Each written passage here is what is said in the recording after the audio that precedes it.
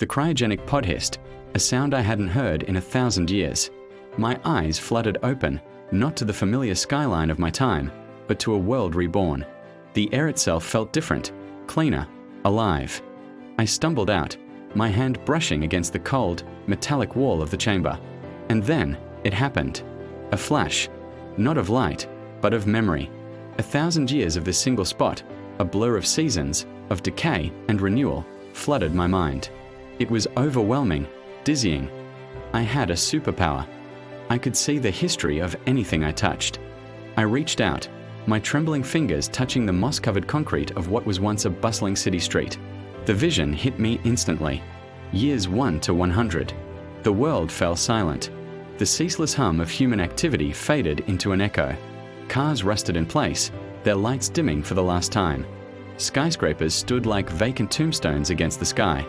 I saw vines, like green fingers, slowly but surely prying open the cracks in the pavement, reclaiming their territory. The initial chaos of abandonment gave way to an eerie, profound quiet, broken only by the wind whistling through empty canyons of steel and glass. It was the planet taking its first deep breath after holding it for centuries. Curiosity drove me forward. I found a park bench, almost completely swallowed by a colossal fig tree. As my palm rested on its rough, gnarled bark, the next chapter unfolded. Years 100 to 500. This was the Great Reclamation. Forests didn't just return, they conquered.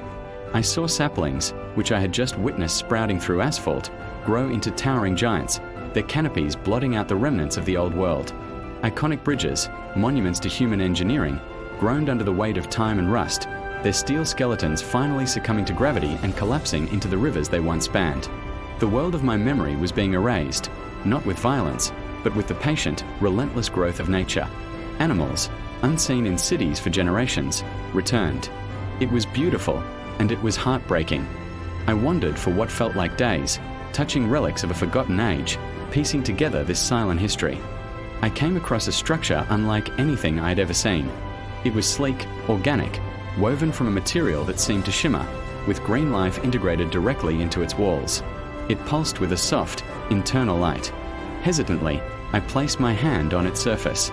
The final vision, from year 500 to 1000, bloomed in my mind. Humanity had returned, but not as I knew them. These were not the descendants of the world I left behind, not in spirit anyway. They emerged from hidden enclaves, having weathered the planet's long recovery. Their civilization wasn't built on dominating nature, but in partnership with it. Their cities weren't scars on the landscape, but were part of it, rising like luminous fungi from the forest floor, powered by clean, silent energy I couldn't comprehend. I saw children learning from the trees, their technology a seamless extension of the natural world.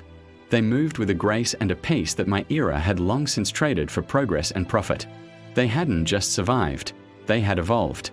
They had learned the lesson that my world had failed to grasp. As the vision faded, I looked at my own hands, these conduits of 1,000 lost years. The initial shock was gone, replaced by a profound sense of purpose. I wasn't just a relic, a sleeper awakened by chance. I was a bridge. I held the memories of the world that was, its triumphs, its art, its catastrophic mistakes.